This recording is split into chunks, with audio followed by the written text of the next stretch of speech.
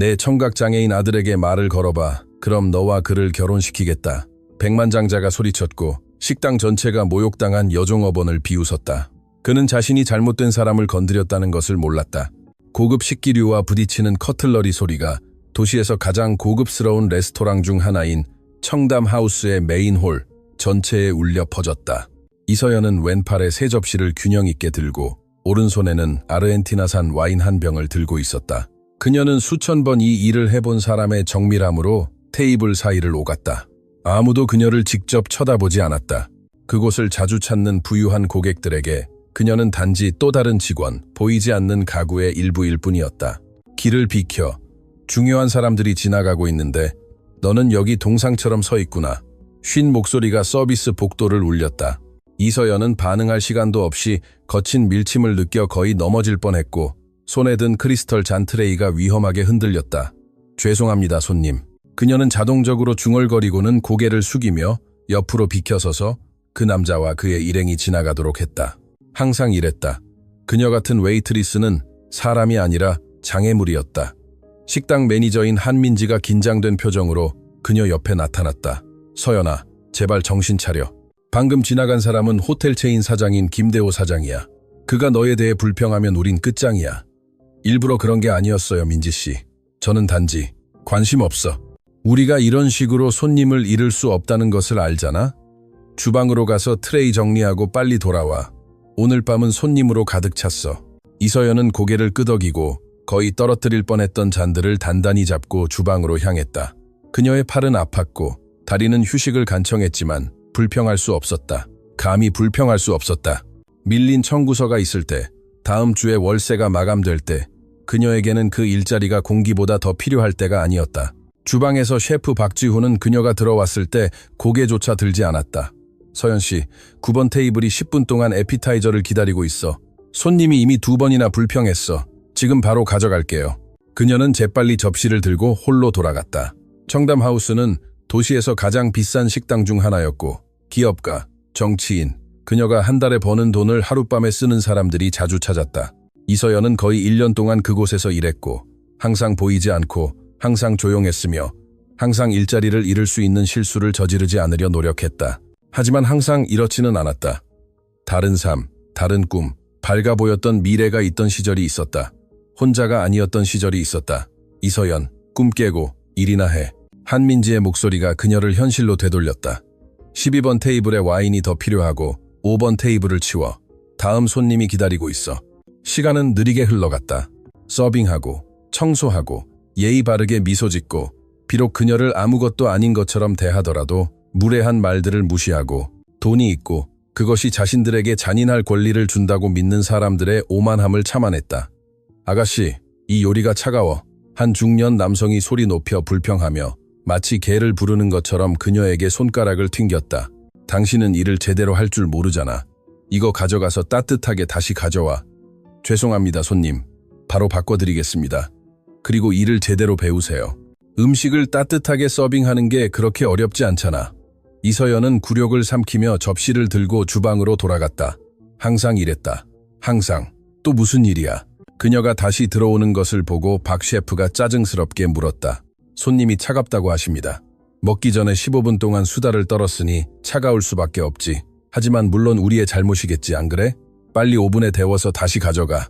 접시가 데워지기를 기다리는 동안 이서연은 벽에 기대어 잠시 눈을 감았다. 그녀는 지쳐 있었다. 육체적으로뿐만 아니라 감정적으로도. 매일 아침 일어나 자신을 보이지 않는 존재처럼 대하는 곳에서 일하고 작은 실수 하나하나가 해고를 의미할 수 있고 존엄성은 들어올 때 문 앞에 두고 와야 하는 곳에서 일하는 것은 고통이었다. 하지만 그녀는 포기할 수 없었다. 갚아야 할 막대한 병원 빚이 있을 때 밤마다 여동생의 기억이 그녀를 괴롭히며 자신이 할 수 없었던 모든 것, 구할 수 없었던 모든 것을 상기시킬 때 포기할 수 없었다. 일하는 동안 그녀는 어떻게 이 지경에 이르렀는지 생각했다. 불과 3년 전만 해도 그녀는 완전히 다른 삶을 살았다. 그녀는 공립학교 교사였다. 수입은 적었지만 자신이 하는 일을 사랑했다. 작지만 아늑한 집이 있었다. 그리고 가장 중요한 것은 이다솜이 있었다. 다솜은 그녀의 여동생. 태어날 때부터 청각장애가 있었음에도 불구하고 달콤한 미소와 생기 넘치는 눈을 가진 아이였다. 그녀의 부모님은 서연이 18살, 다솜이 겨우 13살 때 사고로 돌아가셨다. 그때부터 서연은 엄마, 언니, 친구, 보호자였다. 그녀는 인터넷 영상, 도서관에서 빌린 책, 찾을 수 있는 모든 무료 자료를 통해 수화를 혼자 배웠다. 그녀는 다솜이 결코 소외감을 느끼지 않도록 밤새 연습했다. 언니는 내 목소리야. 다솜은 수화로 종종 말했다. 언니는 세상을 향한 나의 다리야. 몇 년 동안 그것은 잘 작동했다. 다솜은 성장했고, 특수학교에 다녔고, 친구들을 사귀었고, 그림에 재능이 있었으며 그래픽 디자이너를 꿈꿨다. 16살 때 이미 온라인에서 그림을 팔아 소소한 돈을 벌었고, 그것은 그녀를 자부심으로 가득 채웠다. 그러나 그러던 중 두통이 왔고, 그 다음에는 현기증, 그 다음에는 실신, 그리고 세균성 수막염 진단이 너무 늦게 나왔다. 다솜이 입원했을 때 감염은 이미 공격적으로 퍼져 있었다.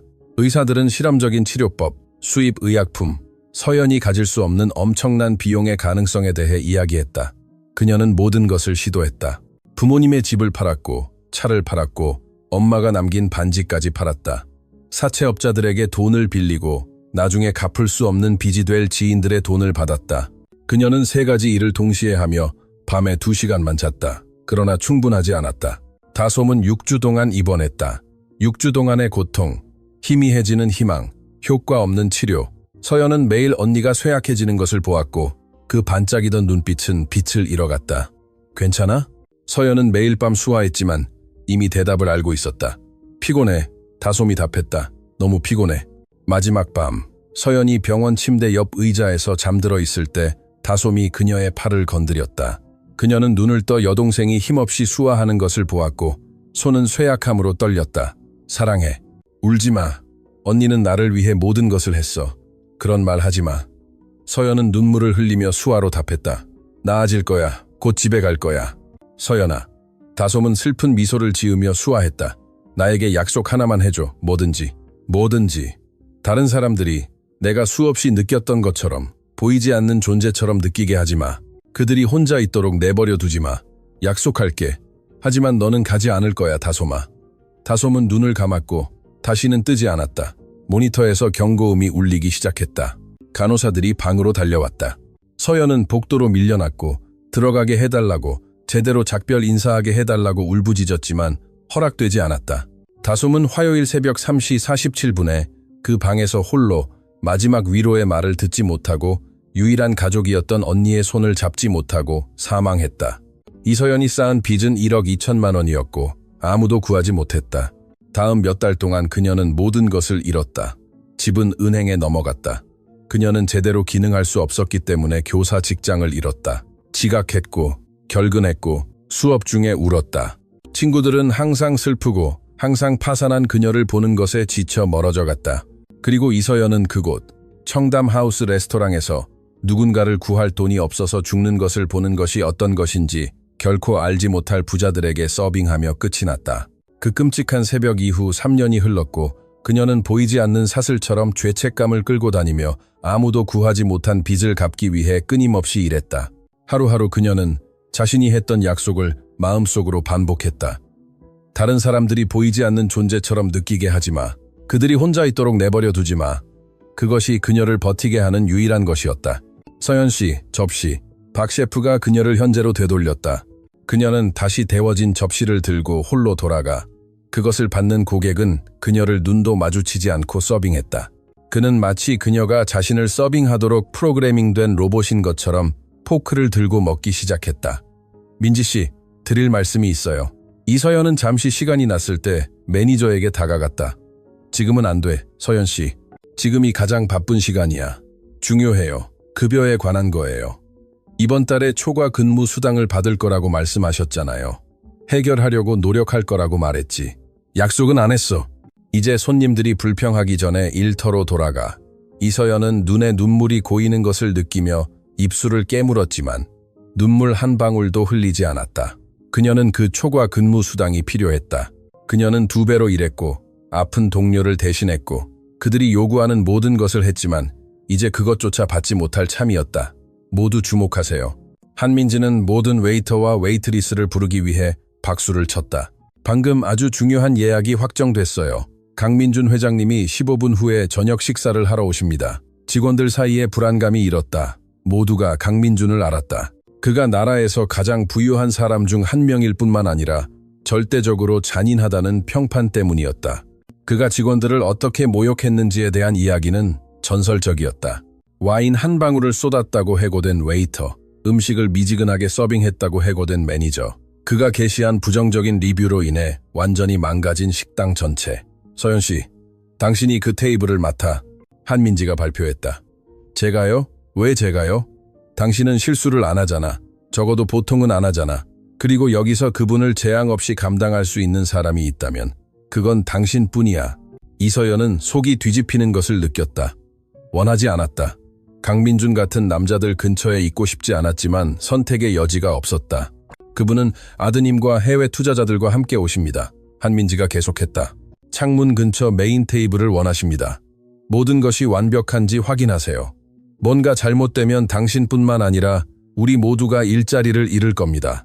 압박감은 엄청났다. 이서연은 떨리는 손으로 테이블을 정리하며 모든 세부 사항을 3번 확인했다. 주름 없는 식탁보, 완벽하게 배치된 잔, 정렬된 커틀러리, 예술적으로 접힌 냅킨. 모든 것이 완벽해야 했다. 15분 후 식당 문이 극적으로 열렸다. 강민준은 마치 그곳의 주인인 것처럼 들어섰고 아마 원한다면 그 식당 전체를 살 수도 있을 것이다. 뒤로 빗어넘긴 회색 머리카락. 그는 모든 움직임에서 오만함을 풍겼다. 그의 뒤에는 젊은 남자가 땅을 보며 불안하게 걸어왔다.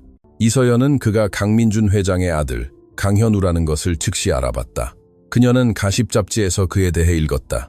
거물 기업인의 청각장애인 아들, 대중에게 거의 보이지 않았으며 사진에 나올 때마다 고립되어 있었고 가슴 아픈 슬픈 표정을 짓고 있었다. 그 뒤에 고급 정장을 입은 3 남자가 들어왔고 그들끼리 영어로 대화하고 있었다. 한민지가 언급했던 국제 투자자들, 진지해 보이는 미국인 사업가 제임스 모리슨 씨, 저음의 목소리를 가진 독일인 클라우스 베커 씨, 그리고 비서인 듯한 더 젊은 3번째 남자였다. 안녕하십니까 강 회장님. 한민지가 억지 미소를 지으며 인사했다. 테이블이 준비되어 있습니다. 이쪽으로 오시죠. 강 회장은 그녀를 쳐다보지도 않고 마치 그곳에 있는 것이 자신의 의무인 것처럼 메인 테이블로 향했다. 현우는 여전히 땅을 보며 조용히 그를 따랐다. 이서연은 평소보다 더 빠르게 뛰는 심장을 안고 메뉴를 들고 다가갔다. 안녕하십니까 손님들. 제 이름은 이서연이고 오늘 밤 손님들을 모시겠습니다. 메뉴를 고르시는 동안 마실 것을 드릴까요? 투자자들은 영어로 사업 세부 사항을 논의하며 위스키를 주문했다. 강 회장은 원하는 정확한 빈티지를 지정하며 프랑스 와인을 주문했다. 이서연이 현우에게 몸을 돌렸을 때 그는 잠시 그녀를 쳐다보더니 시선을 피했다. 그리고 손님께서는요? 그녀는 부드럽게 물었다. 현우는 입을 열었지만 아무 소리도 나오지 않았다. 그의 눈은 좌절감과 수치심을 드러냈다. 그는 말을 못해. 강 회장이 씁쓸하게 웃으며 말했다. 청각 장애인이거든. 그냥 물이나 가져다 줘. 어차피 아무것도 주문할 수 없을 거야. 강 회장의 목소리에 담긴 잔인함은 이서연을 움츠러들게 했다. 어떻게 아버지가 자기 아들에게 그렇게 말할 수 있을까? 현우는 머리를 더 숙였고 분명히 그런 취급에 익숙해 보였다. 알겠습니다 회장님. 이서연은 전문적인 어조를 억지로 내며 대답했다. 하지만 그녀가 현우를 다시 쳐다봤을 때 그녀는 그의 눈에서 무언가를 보았고 그것은 그녀의 복부를 주먹으로 때리는 것 같았다. 그것은 다솜이 종종 가졌던 것과 같은 표정, 자신의 세계에서 보이지 않는다고 느끼는 사람의 외로움과 체념이 뒤섞인 표정이었다. 그녀는 끓어오르기 시작하는 감정을 통제하려고 노력하며 음료를 가지러 갔다. 주방에서 그녀는 잠시 벽에 기대어 심호흡을 했다. 괜찮아요? 박 셰프가 물었다. 네. 그녀는 거짓말했다. 잠시 시간이 필요할 뿐이에요. 하지만 그녀는 괜찮지 않았다. 현우를 그렇게 보는 것은 그녀가 묻으려고 노력했던 기억들을 파헤쳤다. 세상에 어떤 것보다 사랑했던 달콤한 미소를 가진 소녀의 기억, 여전히 열린 상처처럼 아픈 기억. 그녀는 음료를 들고 홀로 돌아왔고 내면의 감정적 소용돌에도 불구하고 흔들림 없는 손으로 각자에게 서빙했다. 테이블의 대화는 영어로 흘러갔고 강 회장은 수백만 달러 프로젝트, 유럽으로 사업 확장에 대해 이야기했다. 투자자들은 감명받은 듯 보였다. 현우는 휴대전화를 만지작거리며 주변 대화에서 완전히 고립된 채 침묵을 지켰다. 그러자 미국인 투자자 모리슨 씨가 강 회장에게 물었다. 회장님 아드님이 특수학교에 다니는 것으로 들었는데 어떻게 대처하고 계십니까? 질문은 테이블에 폭탄처럼 떨어졌다.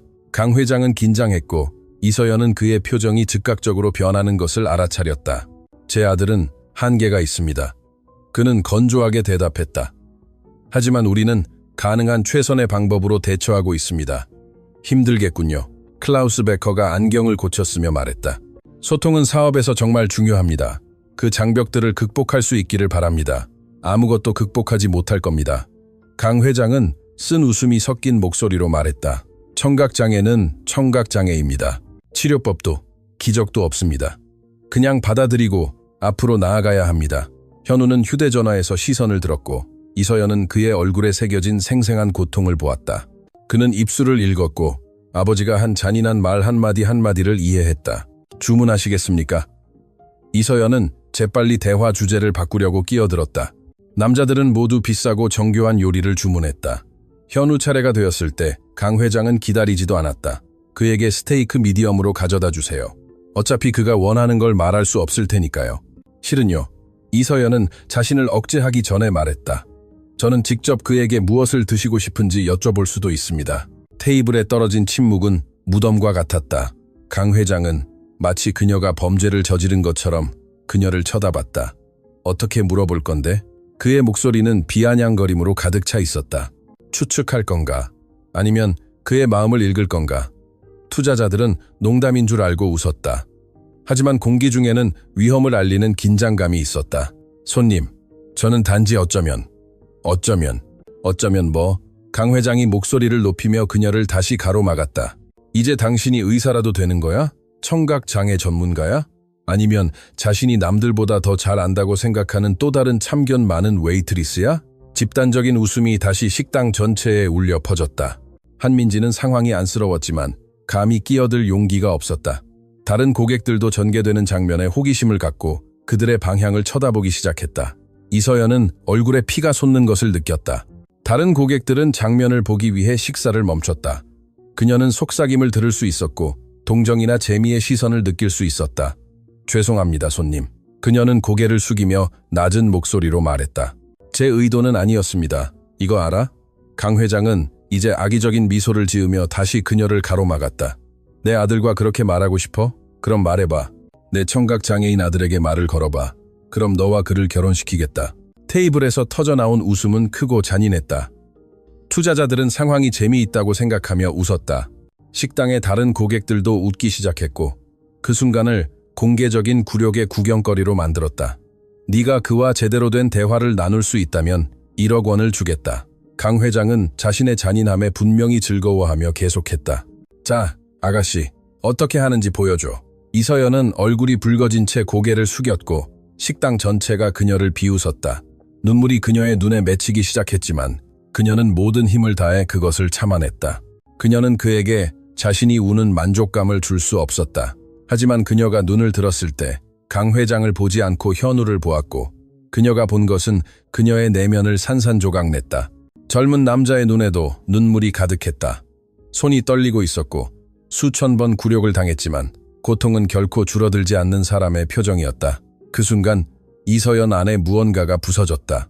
그녀의 마음을 보호하기 위해 쌓았던 모든 장벽, 묻으려고 했던 모든 기억이 한꺼번에 솟아올랐다. 그녀는 여동생을 기억했다. 모든 것에 그녀에게 의존했던 달콤한 소녀, 세상이 다른 사람에게 너무 잔인해서 함께 울었던 밤들, 그녀가 했지만 이룰 수 없었던 약속들, 그리고 그녀는 현우가 혼자 고통받도록 내버려 두지 않기로 결정했다. 이서연은 깊이 숨을 쉬고 조용히 눈가를 닫고는 한 걸음 앞으로 나섰다. 강 회장 쪽이 아니라 현우 쪽으로. 그리고는 여전히 상황을 비웃고 있는 식당 전체 앞에서 그녀는 손을 들고 수화를 시작했다. 웃음은 즉시 부쉈다. 현우는 완전히 놀라 눈을 크게 떴다. 떨리고 있던 그의 손이 이제 빠르게 움직이며 그녀의 수화에 반응했다. 강 회장은 웃음을 멈췄다. 그의 표정은 재미에서 혼란으로 그리고 불신으로 바뀌었다. 뭐? 지금 뭘 하는 거야? 그는 말을 더듬었지만 이서연은 그를 완전히 무시했다. 그녀는 현우와 수화로 대화를 계속했고 그녀의 손은 마치 그것이 그녀의 첫 언어인 것처럼 자연스러운 유창함으로 움직였다. 현우가 대답했고 식당에 들어온 이후 처음으로 그의 얼굴에 미소가 떠올랐다. 마침내 보이고 마침내 들리는 사람의 진정한 미소였다. 투자자들은 입을 벌리고 쳐다봤다. 다른 고객들은 그 있을 법하지 않은 장면을 보기 위해 식사를 멈췄다. 보이지 않는 웨이트리스가 백만장자의 청각 장애인 아들과 유창하게 대화하고 있었다. 그가 구운 연어와 찐 채소를 먹을 수 있는지 묻습니다. 이서연은 강 회장에게 몸을 돌리며 침착하게 번역했다. 그리고 물 대신 천연 오렌지 주스를 선호합니다. 강 회장은 입을 벌린 채 마비되었고 말은 나오지 않았다. 어떻게 당신이? 그는 마침내 힘겹게 말했다. 이서연은 처음으로 그를 똑바로 쳐다보았고 그 시선에는 이전에는 없었던 힘이 있었다. 제 여동생은 청각장애인이었습니다. 그녀는 감정에도 불구하고 단호한 목소리로 말했다. 저는 그녀를 위해 혼자 수화를 배웠습니다. 저는 평생 그녀와 대화했고 그녀를 돌봤고 그녀를 보이지 않는 존재처럼 대하는 사람들로부터 그녀를 변호했습니다. 식당은 이제 절대적인 침묵 속에 있었다. 이서연의 말 한마디 한마디가 엄청난 무게를 지니고 홀 전체에 울려 퍼졌다. 당신 같은 사람들 말입니다. 그녀는 시선을 피하지 않고 계속했다. 다르다는 것이 열등하다는 것을 의미한다고 믿고 재미로 굴욕을 주고 자신이 보는 한계 뒤에 감정을 가진 인간이 있다는 것을 잊는 사람들. 강 회장은 붉어졌지만 분노 때문이 아니었다. 그것은 수치심이었다. 모든 사람 앞에서 폭로된 순수한 수치심이었다. 현우는 이제 공개적으로 울고 있었지만 슬픔의 눈물이 아니었다. 그것은 안도감, 감사함, 마침내 자신을 한 사람으로 보는 누군가를 가졌다는 눈물이었다. 주문하신 것을 기록하겠습니다. 이서연은 현우에게 완전히 주의를 돌렸다. 그리고 저녁 식사 동안 필요한 것이 있으면 저를 부르셔도 됩니다. 그녀는 떠나려고 몸을 돌렸지만 현우가 미친 듯이 수화했다. 그녀는 멈추고 쳐다봤다. 그는 그녀의 여동생에 대해 묻고 있었다. 더 알고 싶어 했다. 이서연은 가슴이 죄어오는 것을 느꼈다. 그것은 오랫동안 누구와도 나누지 않았던 고통이었다. 3년 전에 세상을 떠났어요. 이서연은 눈물이 마침내 얼굴에 흐르면서 수화로 대답했다. 하지만 저는 그녀에게 내가 수없이 느꼈던 것처럼 아무도 혼자라고 느끼게 하지 않겠다고 약속했어요. 현우는 의자에서 일어났고 아무도 반응하기 전에 이서연을 껴안았다. 그것은 마침내 이해하고 보고 신경 쓰는 누군가를 찾은 사람의 포옹이었다. 식당은 계속 침묵했지만 이제는 존경스러운 침묵이었고 그들 중 누구도 결코 잊지 못할 순간의 목격자들이었다. 현우가 이서연을 놓아주었을 때 그는 더 많은 수화를 했다. 그녀는 눈물을 통해 미소를 지으며 고개를 끄덕였다. 그가 당신이 우리와 함께 저녁 식사를 할 수 있는지 묻고 있습니다. 강 회장은 낮고 부서지는 목소리로 번역했다.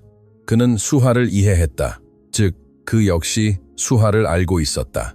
이서연은 현우를 쳐다보고 그 다음 강 회장을 쳐다보았고 그 순간 그녀는 이 이야기에 자신이 상상했던 것보다 훨씬 더 많은 것이 있다는 것을 깨달았다.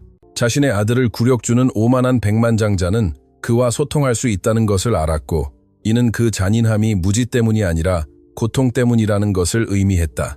그리고 방금 식당 전체를 침묵시킨 보이지 않는 웨이트리스 이서연은 모든 것을 바꿀 비밀을 발견하기 직전이었다.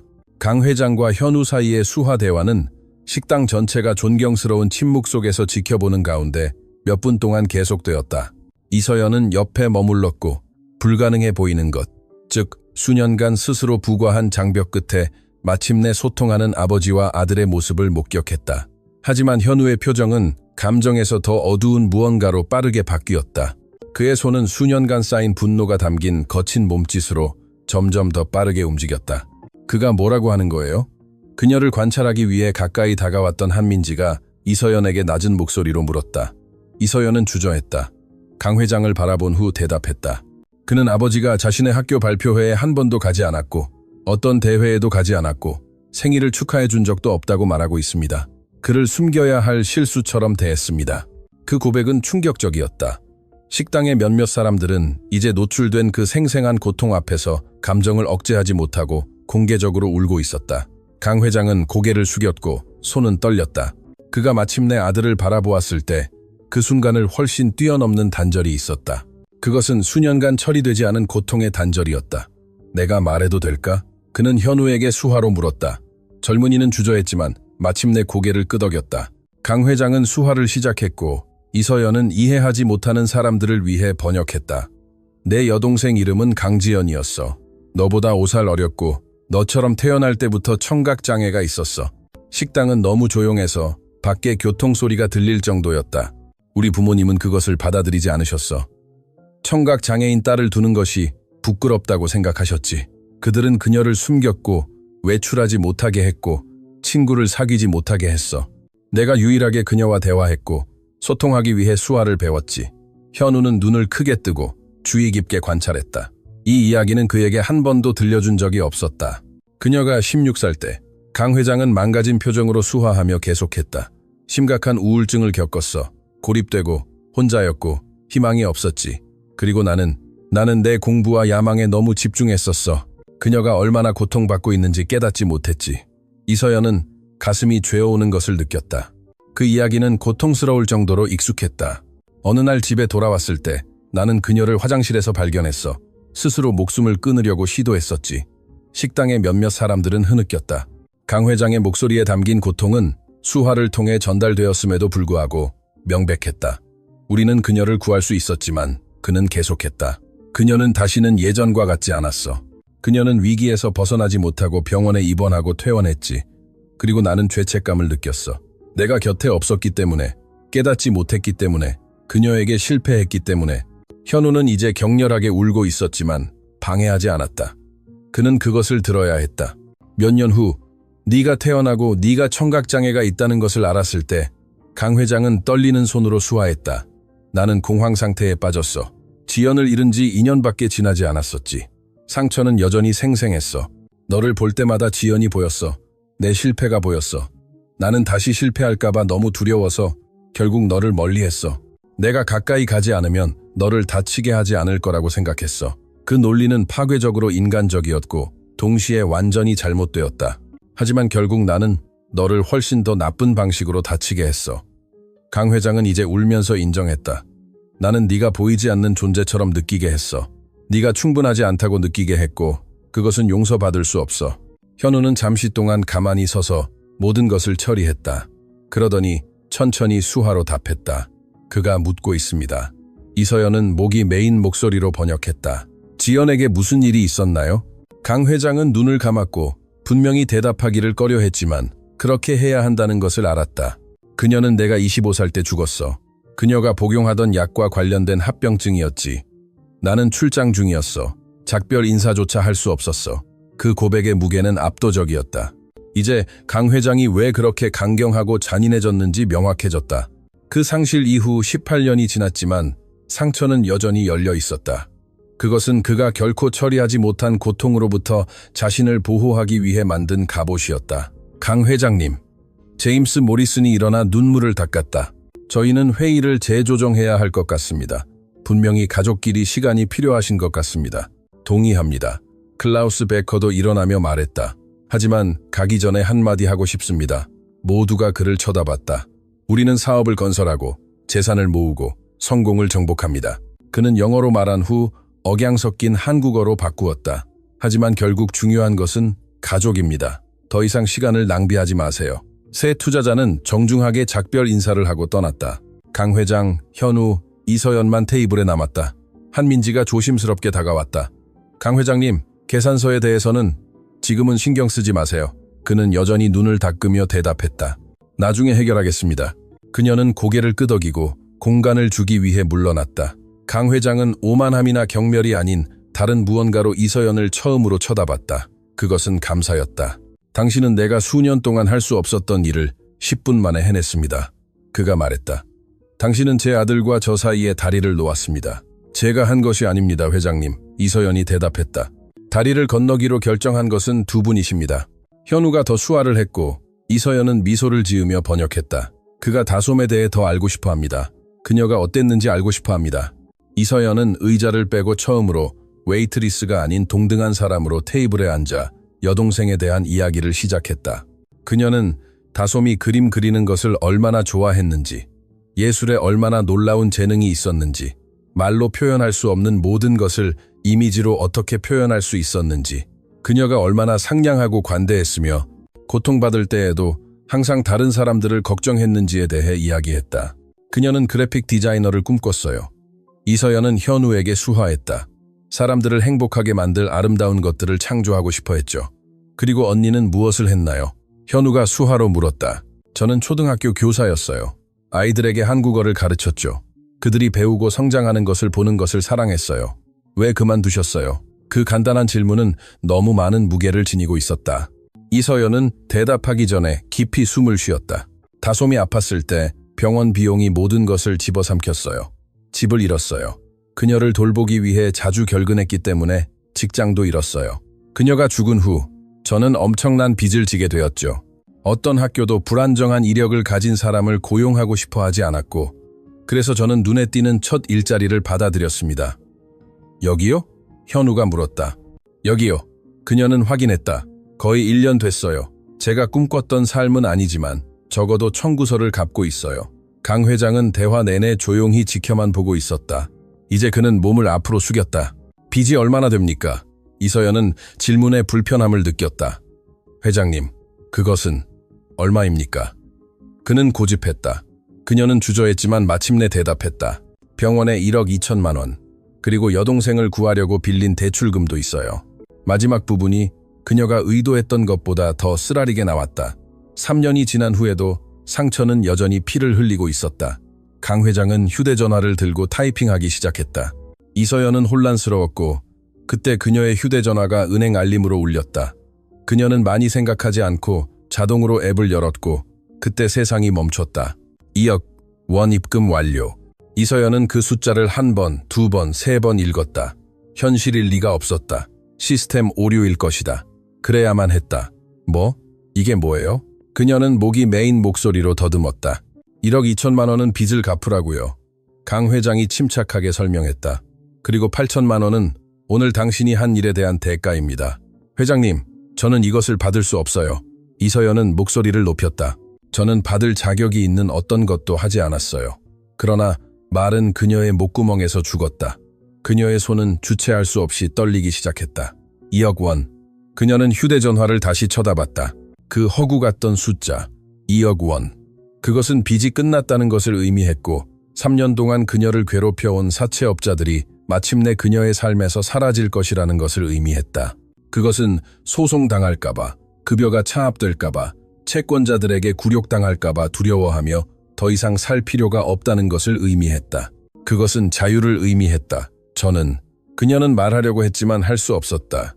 눈물이 갑자기 예고 없이 터져나왔고 그녀의 얼굴에 쏟아졌다. 그것은 섬세한 눈물이 아니었다. 그것은 너무 오랫동안 너무 많은 것을 참아온 사람의 경련적인 울음이었다. 현우는 걱정스러운 수화를 하며 겁에 질렸다. 그녀는 괜찮은가요? 강 회장은 아들의 질문을 번역했지만 스스로도 대답을 확신하지 못하는 듯했다. 이서연은 손으로 얼굴을 가리고 통제하려고 노력했지만 할 수 없었다. 3년의 고통, 죄책감, 다솜을 구할 수 없었다는 무게를 지고 있었다. 모든 것이 한꺼번에 솟아올랐다. 죄송해요. 그녀는 흐느낌 사이로 겨우 말했다. 죄송합니다. 단지 그녀는 문장을 끝낼 수 없었다. 한민지가 휴지를 들고 나타나 걱정스러운 표정으로 건네주었다. 이서연은 그것을 받아 얼굴을 닦았지만 눈물은 계속 흘렀다. 사과할 필요 없어요. 강 회장이 그녀가 들어본 적 없는 가장 부드러운 목소리로 말했다. 이해합니다. 아니요, 회장님은 이해 못하세요. 이서연은 마침내 호흡을 조금 통제하며 대답했다.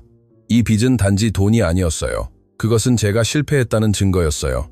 청구서를 볼 때마다 너는 충분히 좋지 않았어. 충분히 하지 않았어. 네가 그녀를 죽게 내버려뒀어. 라고 말하는 것 같았죠. 식당은 다시 침묵했고 모든 시선이 그녀에게 집중되었다. 비이성적이라는 것을 알아요. 그녀는 눈을 닦으며 계속했다. 제가 할 수 있는 모든 것을 했다는 것을 알지만 이 빚을 지는 것은 죄책감을 지는 것과 같았어요. 그리고 이제 그녀는 휴대전화를 다시 쳐다봤다. 모든 것을 바꾸는 그 숫자. 이제 숨을 쉴 수 있어요. 그녀는 속삭였다. 현우는 일어섰고 이서연을 다시 껴안았다. 이번에는 그녀도 그 포옹을 강하게 되돌려 주었고 다른 사람들이 보지 못하는 고통을 짊어진 것이 어떤 것인지 이해하는 젊은 남자의 어깨에 울었다. 그들이 마침내 떨어졌을 때 그녀는 말로 표현할 수 없는 감사함으로 강 회장을 쳐다봤다. 감사합니다. 그녀는 간단히 말했다. 제가 결코 가질 수 없을 거라고 생각했던 평화를 주셔서 감사합니다. 강 회장은 고개를 끄덕였지만 그의 눈에는 불편함이 있었다. 아직 저에게 감사하지 마세요. 저는 당신에게 한 가지 부탁을 더 해야 합니다. 무슨 부탁이요? 이서연은 마지막 눈물을 닦으며 물었다. 당신에게 제안할 것이 있지만 미리 분명히 해두고 싶습니다. 당신은 받아들일 필요가 없습니다. 저는 이미 돈을 드렸습니다. 당신이 지금 무엇을 결정하든 그것은 당신 것입니다. 어떤 종류의 제안입니까? 저는 당신을 현우의 통역사이자 개인 교사로 고용하고 싶습니다. 월급일 500만 원의 완전한 복리후생입니다. 하루에 몇 시간 동안 학습을 돕고 필요할 때 소통의 다리가 되고 그리고 가장 중요하게 그가 진정으로 대화할 수 있는 누군가가 되어주는 것입니다. 이서연은 말문이 막혔다. 지금 대답할 필요는 없습니다. 강 회장이 계속했다. 편안하게 생각해 보세요. 당신이 원하는 것인지 보세요. 하지만 이 제안이 진심이라는 것을 알아야 합니다. 이서연은 현우를 쳐다봤고 그의 눈에는 분명한 희망이 있었다. 그런 다음 그녀는 지난 몇 분간의 감정적 충격으로 여전히 떨리는 자신의 손을 쳐다봤다. 강 회장님, 그녀는 천천히 시작했다. 솔직해야 할 것 같습니다. 저는 완벽하지 않아요. 힘든 날도 있어요. 여동생을 잃은 고통이 여전히 저를 마비시키는 순간도 있어요. 저는 회장님이 상상하는 이상적인 사람이 아닐 수 있습니다. 완벽한 사람은 없습니다. 강 회장이 대답했다. 그리고 솔직히 저는 고통과 극복을 아는 사람을 책으로만 그것을 공부한 사람보다 선호합니다. 생각할 시간을 며칠 주실 수 있나요? 물론이죠. 하지만 그녀는 다음에 할 말에 분명히 불편함을 느끼며 주저했다. 하지만요, 그가 그녀를 격려했다. 저는 오늘, 지금 당장 급한 일로 회장님의 도움이 필요합니다. 그 순간 강 회장의 휴대전화가 울렸고 그는 재빨리 전화를 받았고 이서연은 그의 표정이 즉각적으로 변하는 것을 알아차렸다. 언제요? 그는 긴장하며 물었다. 얼마나 시간이 있습니까? 대화는 몇 분 더 계속되었고 강 회장은 눈에 띄게 더 초조해졌다. 알겠습니다. 제가 모든 것을 준비하겠습니다. 그는 전화를 끊기 전에 말했다. 무슨 일이에요? 이서연이 물었다. 강 회장은 스트레스 받은 듯 머리를 쓰다듬었다. 제 변호사였습니다. 국제 계약에 대한 소송이 방금 1심에서 불리한 판결을 받았습니다. 항소의 필수적인 부분이 우즈베크어로 된 문서입니다. 내일 오전 10시까지 우즈베크 법원에 제출해야 합니다. 그러지 못하면 자동으로 항소할 권리를 잃게 되고 500억 원 규모의 계약도 날아가게 됩니다. 500억 원이요? 이서연은 놀라서 되풀이했다. 복잡합니다. 국제문서, 공증된 번역, 세 나라의 법적 문제가 얽혀 있습니다. 그는 고개를 저었다. 그리고 제 변호사팀이 방금 제게 시간 내에 해결할 수 없을 거라고 알려왔습니다. 현우는 걱정스러운 수화를 했다. 모든 것이 잘 될지 묻습니다. 이서연이 번역했다. 잘 될 거야. 강 회장은 대답했지만 확신하는 것 같지는 않았다. 항상 그랬으니까. 하지만 이서연은 그의 표정에서 무언가를 알아차렸다. 그것은 단지 돈에 관한 것이 아니었다. 그 계약에는 개인적인 무언가가 있었다. 어떤 종류의 계약인지 여쭤봐도 될까요? 그녀가 물었다. 강 회장은 대답하기 전에 망설였다. 청각 장애인들을 위한 재활센터를 짓는 것입니다. 최첨단 장비, 전문 교사, 모든 것이 무료입니다. 라틴 아메리카 전체에서 가장 진보된 시설이 될 것입니다. 그 폭로에 이서연은 말문이 막혔다. 저는 이 프로젝트를 3년 전에 시작했습니다. 그는 계속했다. 지연을 기념하기 위해서였죠. 주요 투자자는 우즈베키스탄 타슈켄트 출신입니다. 그의 가족도 저와 비슷한 이야기를 가지고 있습니다. 의료 자원 부족으로 누군가를 잃었죠. 그래서 그는 이 프로젝트에 자금을 지원하고 싶어 했습니다. 하지만 계약에는 매우 구체적인 조항들이 있습니다. 모든 법률 문서는 최종 기한 전에 공증된 우즈베크어로 되어 있어야 하며 그렇지 않으면 법적 효력을 잃습니다. 그것은 국제 투자에 관한 우즈베크 법입니다.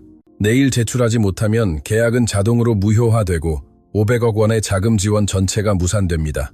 현우는 눈을 크게 떴다. 그는 이 모든 것을 전혀 몰랐다. 이것을 비밀리에 짓고 계셨나요? 이서연이 물었다. 완료되기 전에 발표하고 싶지 않았습니다. 텅 빈 자선이나 선전으로 보이고 싶지 않았습니다. 저는 이것이 현실적이고 기능적이며 사람들에게 실제로 도움이 되기를 원했습니다. 18년 동안 이 죄책감을 안고 지낸 후 마침내 저는 지연의 기억을 기릴 방법을 찾았습니다. 이서연은 처음으로 강 회장을 입체적인 사람으로 보았다. 직원을 모욕하는 오만한 남자가 아니라 고통을 안고 서투르게 좋은 일을 하려고 노력하는 사람이었다. 계약을 방해하는 문제는 무엇입니까? 그녀가 물었다. 내일 오전 10시까지 번역하고 공증해야 하는 우즈베크어 문서입니다. 제 주요 번역가가 가족 비상사태가 생겼고 대체 인력 중 누구도 제때 할 수 없습니다. 이서연은 가슴에 이상한 느낌을 받았다. 우즈베크어요? 네. 주요 투자자가 우즈베키스탄 출신입니다. 왜요? 그녀는 주저했고 그녀의 일부는 거짓말을 하고 도울 수 없는 척하고 싶었다. 너무 위험했다.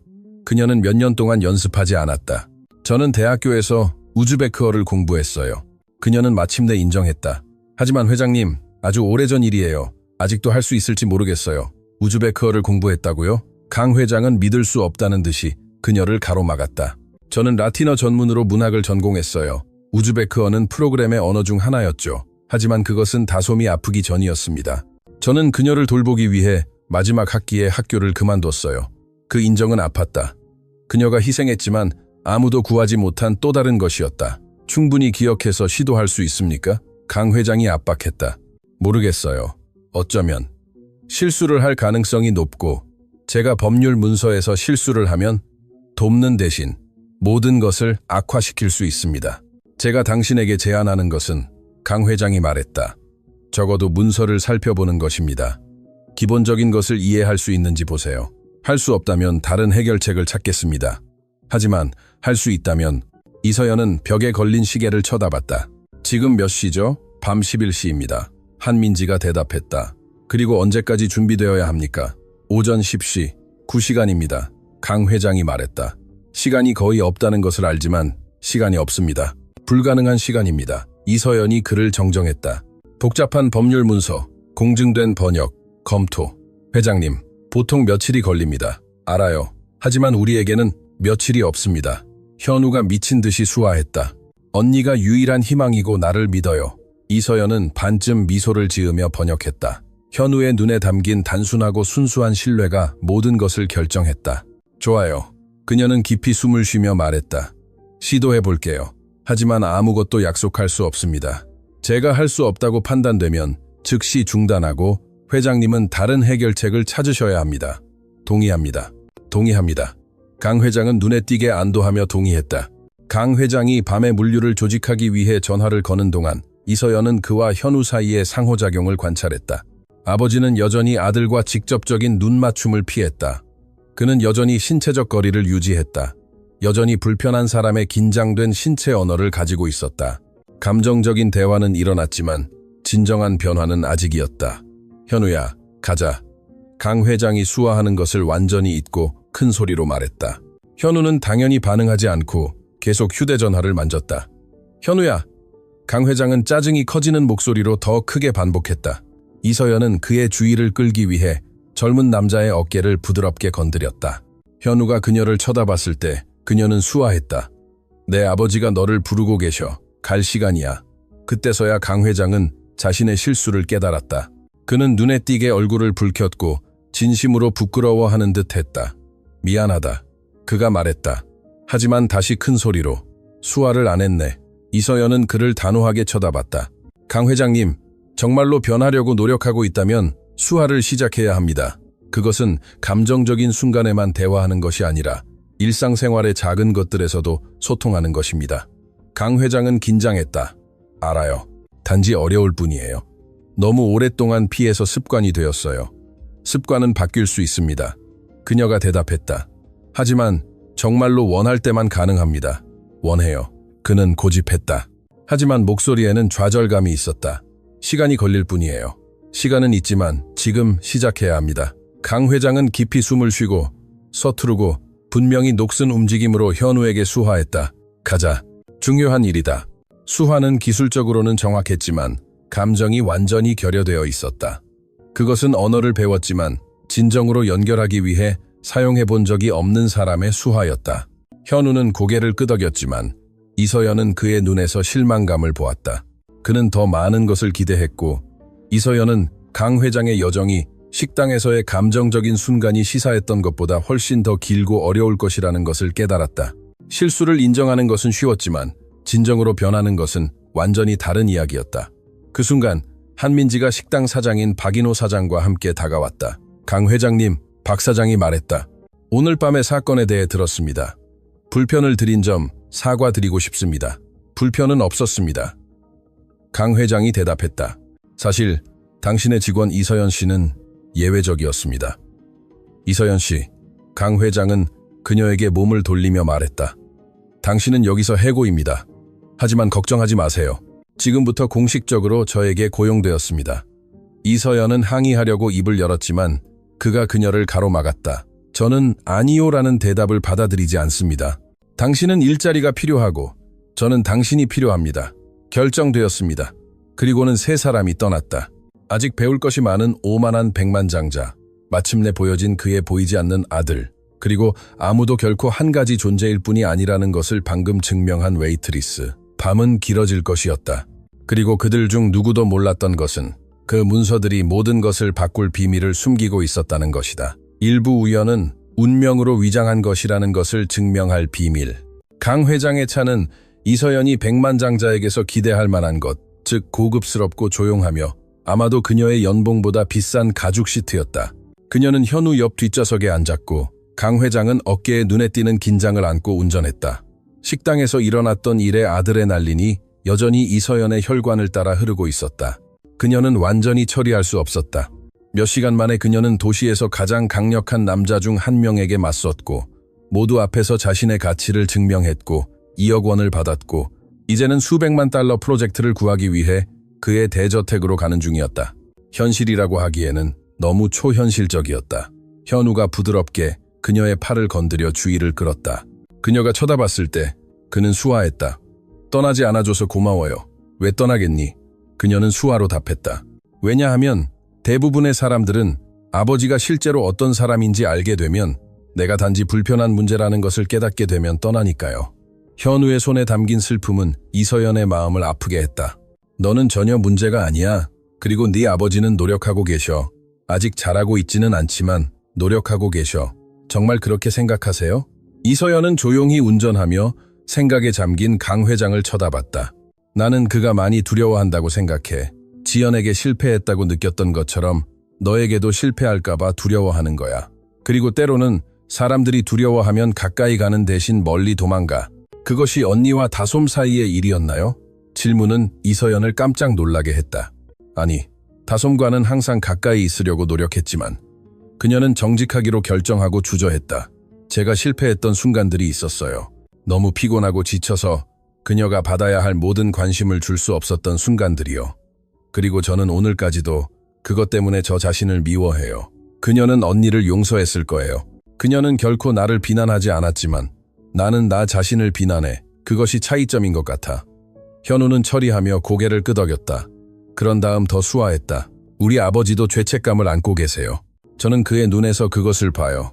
그는 저를 볼 때마다 자신을 미워해요. 아마도 이제 그가 자신을 용서하는 법을 배워야 할 때일지도 몰라요. 그리고 어쩌면 언니가 그것을 돕는 데 필요할 수도 있어요. 어떻게?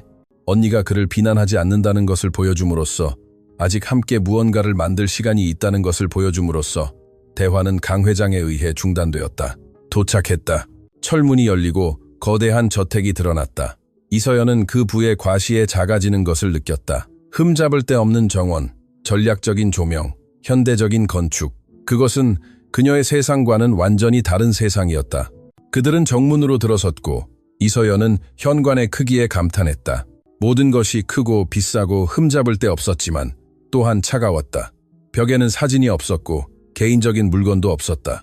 집이라기보다는 고급 호텔에 가까웠다. 제 사무실은 2층에 있습니다. 강 회장이 말했다. 모든 문서가 거기에 있습니다. 그들은 넓은 계단을 올라갔고 이서연은 현우가 거주자가 아니라 방문객처럼 걷는 것을 알아차렸다. 그는 주저하며 벽을 만졌고 마치 처음 보는 것처럼 그림들을 쳐다봤다. 사무실은 거대했고 유리벽은 조명된 도시의 전망을 제공했다. 책, 트로피, 액자에 담긴 졸업장으로 가득 찬 선반이 있었다. 하지만 이서연의 주의를 가장 끈 것은 부족한 것이었다. 현우의 사진은 단 한 장도 없었다. 그녀는 현우 역시 그것을 깨달았을 때를 보았다. 젊은이는 주위를 둘러보며 찾았고 그곳에 자신의 존재에 대한 증거가 전혀 없다는 것을 알았을 때 그의 표정은 완전히 닫혔다. 강 회장님, 이서연은 조심스럽게 말했다. 왜 여기에 현우의 사진이 하나도 없는지 여쭤봐도 될까요? 강 회장은 책상 위에 서류 정리를 멈추고 얼어붙었다. 나는 그것에 대해 생각하지 않았습니다. 어떻게 생각하지 않으실 수 있죠? 이곳은 회장님의 사무실, 회장님이 대부분의 시간을 보내는 곳인데 아드님의 사진이 단 한 장도 없다는 것이 말이 됩니까? 생각하지 않았다고 말했습니다. 그의 목소리는 방어적으로 높아졌다. 생각해야 할 것이 너무 많고 해결해야 할 것이 너무 많아서 사진은 우선순위가 아니었어요. 하지만 그는 회장님의 아들입니다. 그가 가장 큰 우선순위여야 합니다. 뒤따르는 침묵은 무거웠다. 현우는 문 근처에 서서 토론을 지켜보고 있었고 눈물은 이미 그의 얼굴에 흐르고 있었다. 강 회장은 머리를 쓰다듬었고 분명히 내면에 무언가와 씨름하고 있었다. 그가 다시 말했을 때 그의 목소리는 부서졌다. 그의 사진을 두지 않은 것은 보기가 너무 아프기 때문입니다. 왜 아픕니까? 왜냐하면 그를 볼 때마다 지연이가 보이기 때문입니다. 그녀를 위해 할 수 없었던 모든 것이 보이고 다시 실패할까봐 너무 두려워서 그는 문장을 끝낼 수 없었다. 이서연은 그에게 다가갔다. 그렇다면 그 고통에서 도망치는 것을 멈추고 직면하기 시작할 때입니다. 회장님이 도망치는 동안 아드님을 잃고 계십니다. 어떻게 다르게 해야 할지 모르겠어요. 작은 것부터 시작하세요. 여기에 그의 사진을 한 장 두세요. 딱 한 장만. 강 회장은 사무실을 둘러보았고 마치 처음으로 아들의 엄청난 부재를 보는 것 같았다. 저는 그가 어렸을 때 찍은 사진이 있는지조차 모르겠습니다. 있어요. 현우가 다가와 수화했다. 이서연이 번역했다. 지연이 돌아가시기 전에 아버지가 저와 함께 사진을 찍으셨어요. 창고에 있는 상자들에 있어요. 네가 그걸 어떻게 알아? 현우가 고개를 끄덕였다. 몇 년 전에 우연히 찾았어요. 모든 것이 어려워지기 전에 아버지가 우리 사진을 함께 찍으셨어요. 그 폭로는 강 회장에게 주먹으로 맞는 것과 같았다. 현우야, 나는. 그러나 그가 말하려던 것은 초인종 소리로 중단되었다. 세 사람은 혼란스럽게 서로를 쳐다봤다. 거의 자정이었다. 누구일까? 강 회장은 인터폰으로 갔고 문에 있는 사람을 보자 얼굴이 창백해졌다. 누구예요? 이서연이 물었다. 고유진, 제 전 동업자입니다. 이 시간에 그녀가 원하는 게 뭘까요? 좋은 일은 아닐 겁니다. 그는 버튼을 눌렀다. 유진아, 거의 자정이야. 뭘 원하는 거야? 인터폰에서 나오는 여성의 목소리는 차갑고 계산적이었다. 문 열어, 민준아. 우리 센터 프로젝트와 내가 발견한 몇몇 문서에 대해 이야기해야 해. 무슨 문서? 내 여동생 지연이가 남긴 문서. 내 제국을 시작한 돈이 정확히 어디서 왔는지 설명하는 문서. 열 거야, 안 열 거야? 강 회장은 눈에 띄게 흔들렸다. 그는 이서연을 쳐다보고 그 다음 현우를 쳐다보았고 분명히 갈등하고 있었다. 열지 마세요. 이서연이 말했다. 중요한 것이 있다면 내일 전화로 이야기할 수 있습니다. 그녀는 포기하지 않을 겁니다. 그리고 그녀가 정말로 지연 씨의 문서를 가지고 있다면 당신을 위협하기 위해 한밤중이 아니라 약속을 잡고 낮에 오게 하세요. 강 회장은 깊이 숨을 쉬고 버튼을 다시 눌렀다. 유진아, 내일 돌아와. 업무 시간에. 후회하게 될 거야, 민준아. 나는 우즈베크 투자자들이 지연이, 너, 그리고 내 돈의 진짜 출처에 대해 모든 것을 알도록 개인적으로 확인하겠어. 알 것은 아무것도 없어. 나는 정직한 노동으로 내 회사를 세웠어. 그렇다면 지연이가 어떻게 너에게 30억 원의 유산을 남겼는지 설명해봐. 평생 병원에 입원해 있던 여자가 그 돈을 어디서 구했겠어? 질문은 폭탄처럼 떨어졌다. 이서연은 강 회장이 눈을 감는 것을 보았고 분명히 충격을 받았다. 48시간 안에 내게 프로젝트의 20% 지분을 제안해야 해. 유진은 계속했다. 그렇지 않으면 내가 가진 모든 것을 언론에 넘길 것이고 내 평판은 내 프로젝트와 함께 날아갈 거라고 장담해. 전화가 끊겼다. 강 회장은 손을 떨면서 서 있었다. 그 돈은 어디서 나온 거예요? 이서연이 부드럽게 물었다. 모르겠어요. 그가 인정했다. 지연이가 내 이름으로 된 계좌를 남겼어요. 그녀가 죽은 후에야 발견했죠. 돈이 거기에 있었고 이것을 선한 일에 사용하세요. 라는 편지와 함께 있었어요. 저는 의문을 제기하지 않았어요. 그녀의 저축금이나 보험금 같은 거라고 생각했어요. 그리고 만약 그렇지 않다면 제 프로젝트 전체가 거짓말 위에 세워진 것이고 유진이 그것을 저를 파괴하는 데 사용할 겁니다. 현우가 긴급하게 수화했고 이서연은 번역했다. 그는 돈이 어디서 왔는지는 중요하지 않다고 말합니다. 중요한 것은 지금 아버지가 그것으로 무엇을 하고 있느냐는 것입니다. 현우야, 그렇게 간단하지 않아. 맞아요. 이서연이 끼어들었다. 그가 옳아요. 유진은 위협할 수 있고 회장님의 평판을 더럽히려고 할 수 있지만 결국 수백 명의 사람들을 도울 무언가를 짓고 있다는 것이 중요합니다. 그것이 중요합니다. 이해 못하세요? 돈의 출처가 의심스럽다는 것이 밝혀지면 투자자들은 도망갈 겁니다. 정부는 면허를 막을 수 있고 모든 것이 무너질 겁니다. 그럼 진실을 찾아내야죠. 이서연은 결단력 있게 말했다. 유진이 그것을 당신에게 사용하기 전에 은행 문서, 기록, 그 돈이 어디서 왔는지 설명하는 무언가가 있어야 합니다. 어디에? 여기에요. 회장님이 보관해 두신 지연 씨의 소지품 속에, 현우가 언급한 상자들 속에. 강 회장은 아들을 쳐다봤다. 네가 어디 있는지 알지? 현우가 고개를 끄덕이고 수화했다. 제가 보여드릴게요. 세 사람은 저택의 지하실로 내려갔다. 그곳은 꼬리표가 붙은 상자로 가득 찬 선반으로 정리된 거대한 공간이었다. 현우는 지연 개인 소지품이라고 표시된 여러 상자를 가리키며 특정 구역으로 곧장 갔다. 그들은 하나씩 열기 시작했다. 옷, 책, 그림이 그려진 공책, 지연이 썼지만 보내지 않은 편지들이 있었다. 병이 악화되기 전에 행복했던 순간들의 어린 시절 사진들. 강 회장은 지연이 아이스크림을 들고 웃고 있는 10살 정도의 사진을 집어들었다. 그녀는 여기서 너무 행복했었어. 그는 모든 것이 무너지기 전에 중얼거렸다. 무슨 일이었어요? 이서연이 물었다. 우리 부모님은 그녀의 청각 장애를 받아들이지 않으셨어요. 부끄러움 때문에 그녀를 세상으로부터 숨기려 했고 그들이 그녀를 더 고립시킬수록 그녀는 더 폐쇄되었고 결국 계속할 수 없었죠. 현우는 아버지의 어깨에 손을 얹었고 단순하지만 강력한 몸짓이었다. 강 회장은 그를 쳐다보았고 처음으로 아들을 지연의 고통스러운 기억이 아닌 자신의 두려움과 희망을 가진 한 사람으로 진정으로 보았다. 너는 지연이가 겪었던 일을 결코 겪지 않을 거야. 강 회장은 현우에게 서투르지만 진심으로 수화했다. 약속한다. 나는 달라질 거야. 어떻게 믿을 수 있나요? 지금 시작할 것이기 때문이야. 오늘, 내일이 아니라, 다음 주가 아니라, 지금. 이서연은 계속해서 상자를 뒤졌고 은행 문서 폴더를 발견했다. 그녀는 그것을 열고 계좌 내역, 송금, 오로라 투자라는 회사로부터 수년간 정기적인 입금을 읽기 시작했다. 무언가를 찾았어요. 그녀가 말했다. 지연 씨는 오로라 투자라는 회사로부터 매월 입금을 받고 있었어요. 그녀가 18살 때 시작해서 그녀가 죽을 때까지 계속되었어요. 오로라 투자요? 강 회장은 눈살을 찌푸렸다. 들어본 적이 없어요. 여기에 주소와 연락처 이름이 있습니다. 닥터 마르셀로 페헤이라. 마르셀로 페헤이라요? 그는 그녀의 정신과 의사였어요. 그가 투자회사와 무슨 관련이 있을까요? 이서연은 문서를 계속 읽었다.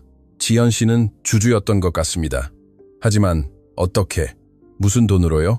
현우가 답을 찾았다. 그는 지연의 오래된 공책을 보고 있었고 긴급하게 수화했다. 그가 무언가를 찾았어요. 이서연이 말했다. 현우는 공책을 보여주었다. 그것은 그림. 수백 개의 놀랍도록 상세하고 전문적인 그림, 그리고 첨부된 편지였다. 사랑하는 민준아, 네가 이것을 읽고 있다면 내가 떠났다는 의미야. 내가 남긴 돈은 깨끗하고 정직하며 나의 유일한 재능의 결실이라는 것을 네가 알았으면 해. 닥터 마르셀로가 내 그림을 디자인 회사에 파는 것을 도와주었어. 몇 년 동안 나는 비밀리에 일하면서 일러스트, 로고 캐릭터를 만들었지. 내가 생산적일 수 있고 가치가 있다는 것을 증명하고 싶었기 때문에 아무에게도 말하지 않았어. 이 돈은 네 것이야. 내가 할 수 없었던 선한 일을 하는데 사용해. 사랑하는 지연이로부터. 뒤따르는 침묵은 절대적이었다. 강 회장은 떨리는 손으로 편지를 들고 눈물을 흘리며 읽고 또 읽었다. 그녀는 내내 일하고 있었어. 그는 속삭였다. 내내. 나는 그녀가 단지 환자라고 생각했지만 그녀는 창조하고 생산하고 살고 있었어. 그리고 회장님은 결코 알지 못했죠. 이서연이 부드럽게 말을 덧붙였다. 왜냐하면 결코 묻지 않았기 때문에, 진정으로 관심을 갖지 않았기 때문에, 단지 벽만 보았기 때문에, 그녀를 보지 않았기 때문에. 현우가 수화했고 이서연은 번역했다. 아직도 저와는 다르게 할 수 있다고 말합니다. 아직도 저를 진정으로 알 수 있는 시간이 있습니다. 아직 시간이 있어요. 강 회장은 아들을 쳐다보았고 마침내 수년 전에 했어야 할 일을 했다. 그는 현우를 껴안았다. 후회와 새로운 희망이 가득 담긴 진정하고 꽉 찬 포옹이었다. 용서해다오. 그는 포옹하는 동안 수화했다. 잃어버린 모든 시간에 대해, 너를 보이지 않는 존재처럼 느끼게 했던 모든 순간에 대해, 네가 마땅히 받아야 할 아버지가 되지 못했던 것에 대해 용서해다오. 현우는 그의 어깨에 울었고 강하게 포옹을 되돌려 주었다. 그것은 슬픔의 눈물이 아니라 해방의 눈물이었다. 이서연은 자신의 눈가를 닦으며 그 장면을 지켜보았다. 이것이 다솜이 그녀가 하기를 바랐던 일이었다. 다른 가족들이 같은 실수를 저지르지 않도록 돕고 두려움과 죄책감으로 귀중한 시간을 낭비하지 않도록 돕는 것. 아버지와 아들이 마침내 떨어졌을 때 강 회장은 지연의 편지를 다시 들었다. 이것이 유진과의 문제를 해결합니다. 돈이 깨끗하다는 것을 증명할 수 있습니다. 지연이가 정직한 노동으로 벌었습니다. 그리고 우즈베크 계약은요. 이서연이 상기시켰다. 문서요. 이 모든 감정 때문에 완전히 잊었군요. 그들은 시계를 쳐다봤다. 새벽 1시. 마감 시간까지 9시간 남았습니다. 가자. 이서연이 결단력 있게 말했다. 아직 시간이 있어요. 그들은 사무실로 돌아갔다. 강 회장은 모든 문서를 책상 위에 펼쳤다.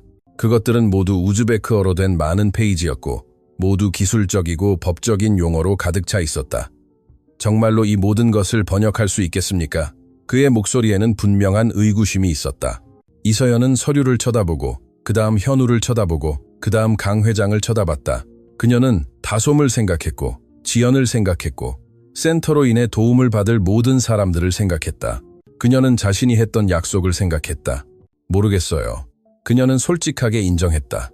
하지만 회장님을 위해, 현우를 위해, 그리고 그 센터가 필요한 모든 사람들을 위해 시도해볼게요. 그녀는 책상에 앉아 읽기 시작했다. 우즈베크어 단어는 처음에는 느리게 나왔지만 점차 언어가 돌아오기 시작했다. 그것은 오래된 노래를 다시 찾는 것과 같았고 처음에는 어려웠지만 결국 멜로디가 돌아왔다.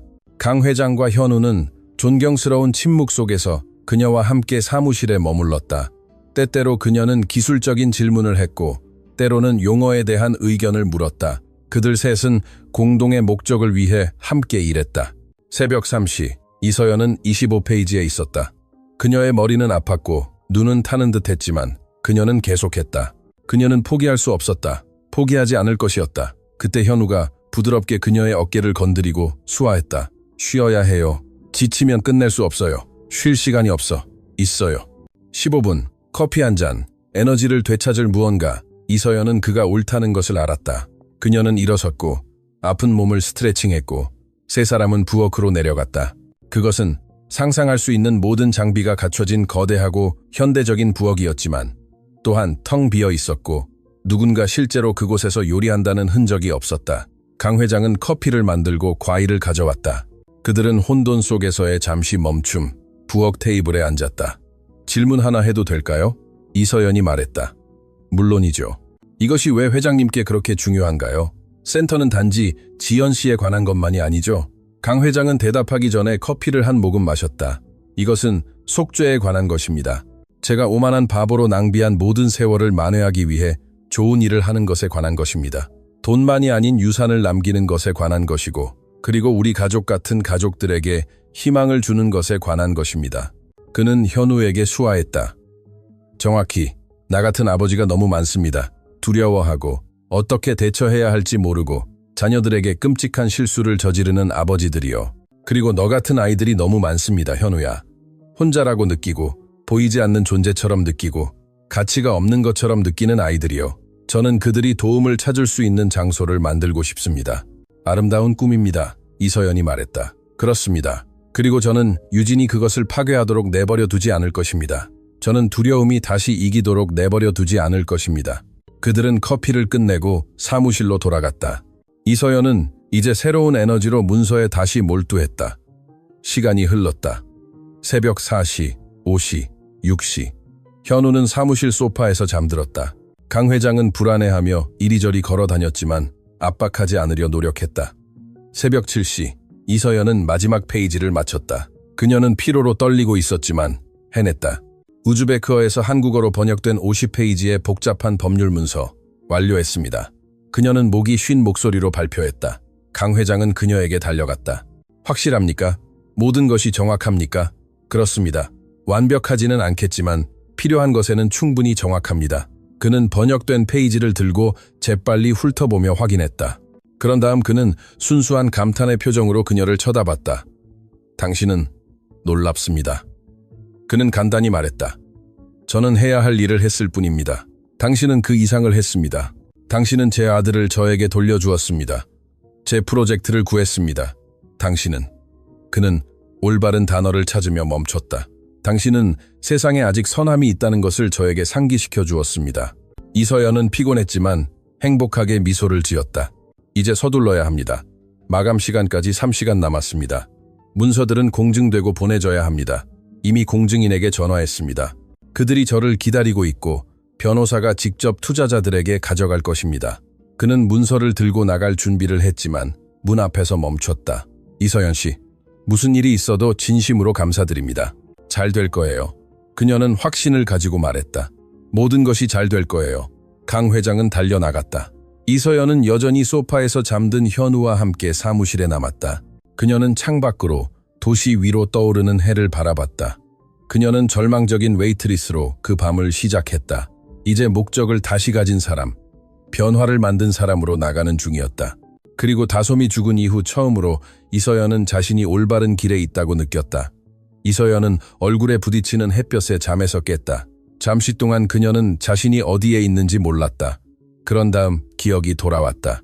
강 회장의 저택, 밤새 문서 번역, 마침내 그녀를 압도한 피로 그녀는 사무실 소파에 누워 있었고 부드러운 담요로 덮여 있었다. 현우는 근처 안락 의자에 앉아 태블릿에 그림을 그리고 있었다. 그녀가 일어난 것을 알아차리자 그는 미소를 지으며 수화했다. 좋은 아침이에요. 3시간 잤어요. 이서연은 앉았고 그녀의 아픈 몸은 모든 움직임에 항의했다. 지금 몇 시야? 10시 15분. 아버지는 아직 안 돌아오셨어요. 공포가 그녀를 번개처럼 강타했다. 10시 15분. 마감 시간은 10시였다. 그가 제 시간에 제출했어? 현우는 휴대전화를 들고 그녀에게 메시지를 보여주었다. 문서. 9시 47분에 제출됨. 투자자들이 지금 분석 중. 곧 돌아갈게. 민준. 안도감에 이서연은 소파에 다시 쓰러졌다. 우리가 해냈어. 정말로 해냈어. 그녀는 한민지가 결코 지불하지 않은 초과 근무 수당, 부유한 고객들이 남기지 않은 팁, 매달 그녀가 참아왔던 모든 작은 굴욕을 생각했다. 그녀의 계좌에 2억 원이 있었다. 이 모든 것이 이제 너무 하찮고 너무 멀게 느껴졌다. 그녀는 자유로웠다. 언니가 해냈어요. 현우가 정정했다. 언니 없이는 이 모든 일이 일어나지 않았을 거예요. 이서연은 고개를 저었다. 나만이 아니야. 내 아버지가 마침내 중요한 것을 위해 싸우기로 결정했어. 그리고 너는 우리 중 누구도 포기하지 않게 한 이유였어. 현우는 약간 얼굴을 붉혔지만 그의 눈에는 진정한 행복이 있었다. 무언가를 보여줘도 될까요? 물론이지. 그는 태블릿을 그녀에게 돌렸다. 그것은 놀랍도록 상세한 디지털 그림이었다. 세 사람이 함께 테이블에 앉아 일하는 모습을 보여주었다. 이서연, 강 회장, 현우를 알아볼 수 있었다. 조명은 부드러웠고 표정은 집중되어 있었지만 평온했다. 그 이미지에는 깊은 아름다움과 희망이 있었다. 현우야, 오늘 이걸 그린 거야? 현우가 고개를 끄덕였다. 두 분이 일하는 동안 저는 그 순간을 포착하고 싶었어요. 오랜만에 저는 혼자가 아니라고 느꼈거든요. 그 말은 이서연의 마음에 깊이 와닿았다. 너는 정말 재능이 있어. 다솜이처럼. 정말 그렇게 생각하세요? 확신해. 이 그림들은 전문적이야. 이걸로 무언가를 할 생각은 해봤어? 항상 원했어요. 하지만 아버지가. 그는 올바른 단어를 찾으며 멈췄다. 아버지는 항상 예술은 진지한 직업이 아니라고 실용적인 것에 집중해야 한다고 말씀하셨어요. 그럼 너는 무엇을 하고 싶니? 저는 그래픽 디자이너가 되고 싶어요. 아름다운 것을 창조하고 이미지로 사람들을 행복하게 만들고 싶어요. 그는 계속하기 전에 주저했다. 다솜 누나처럼요. 이서연은 미소를 지었다. 그럼 그렇게 해야 해. 그리고 내 아버지가 너를 지지할 거라고 확신해. 특히 이제 그가 지연 씨의 일에 대해 알았으니. 정말로 그렇게 생각하세요? 확신해. 그 순간 그들은 현관문이 열리는 소리를 들었다. 계단을 서둘러 올라오는 발소리. 강 회장이 사무실로 들어섰다. 그의 표정은 밝았다. 우리가 해냈습니다. 그는 거의 소리쳤다. 투자자들이 승인했습니다. 계약이 체결되었습니다. 센터가 건설될 것입니다.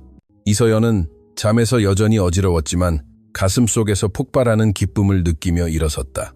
정말요? 정말 승인했어요? 승인했어요. 그들은 번역이 흠잡을 데 없었고 문서가 완벽하다고 말했습니다. 프로젝트는 3개월 안에 시작됩니다. 그는 여전히 모든 것을 처리하며 깊이 숨을 쉬었다. 그리고 이것은 믿지 못할 겁니다. 어젯밤 식당에서 당신을 밀쳤던 호텔 사장 김대호까지 오늘 아침에 저에게 전화했습니다. 그는 언론을 통해 이야기를 듣고 센터에 기부하고 싶다고 말했습니다. 그는 당신을 대했던 방식이 부끄럽다고 말했습니다. 현우는 소파에서 뛰어내려 아버지를 껴안았다. 그것은 이전에 주저함이 없는 자발적이고 자연스러운 포옹이었다. 강 회장은 그를 힘껏 안았고 이서연은 둘의 눈에 눈물이 고이는 것을 보았다. 유진은요? 아버지와 아들이 떨어졌을 때 그녀가 물었다. 강 회장의 표정이 어두워졌다. 그녀는 오늘 아침 변호사 사무실에 나타났습니다. 지연의 돈에 대한 주장을 가지고 투자자들을 위협하려고 시도했죠. 그래서 저는 당신이 찾은 문서를 보여주었습니다. 지연의 편지, 은행 내역, 디자인 회사와의 계약, 모든 돈이 그녀의 정직한 노동을 통해 벌었다는 것을 증명했죠. 그녀는 어떻게 반응했어요? 격분했죠. 소송을 걸겠다고, 소란을 피우겠다고 위협했어요. 전부 다요. 하지만 투자자들은 그녀에게 주의를 기울이지 않았습니다. 그들은 그녀가 단지 개인적인 복수를 위해 프로젝트를 방해하려고 한다는 것을 알았습니다. 그럼 끝난 건가요? 그녀가 그들을 내버려 둘까요? 강 회장은 한숨을 쉬었다. 확신하지 못합니다. 유진 같은 사람들은 쉽게 포기하지 않지만 적어도 이제 그녀는 저에게 사용할 구체적인 것이 없습니다. 마치 그녀를 언급하여 소환한 것처럼 초인종이 울렸다. 모두가 긴장했다. 강 회장은 인터폰으로 갔다. 누구세요? 접니다. 유진의 목소리는 여전히 차가웠다. 개인적으로 할 말이 있어요. 우리 사이에 할 말은 없습니다. 있습니다. 제발 민준아. 딱 5분만. 그리고 나는 혼자 왔어요. 위협도 속임수도 없어요. 그녀의 목소리 톤에는 무언가 달랐다. 더 이상 어젯밤의 계산적이고 공격적인 목소리가 아니었다. 피로, 패배가 있었다. 강 회장은 이서연과 현우를 의아해하며 쳐다봤다. 이서연은 어깨를 으쓱했다. 회장님 결정입니다. 그는 깊이 숨을 쉬었다. 좋아요. 5분입니다. 그들은 메인 거실로 내려갔다. 강 회장이 문을 열었고 유진이 들어섰다. 그녀는 어젯밤과는 달라 보였다. 머리는 완벽하게 정리되지 않았고 화장은 번져 있었다. 잠을 자지 못한 사람 같았다.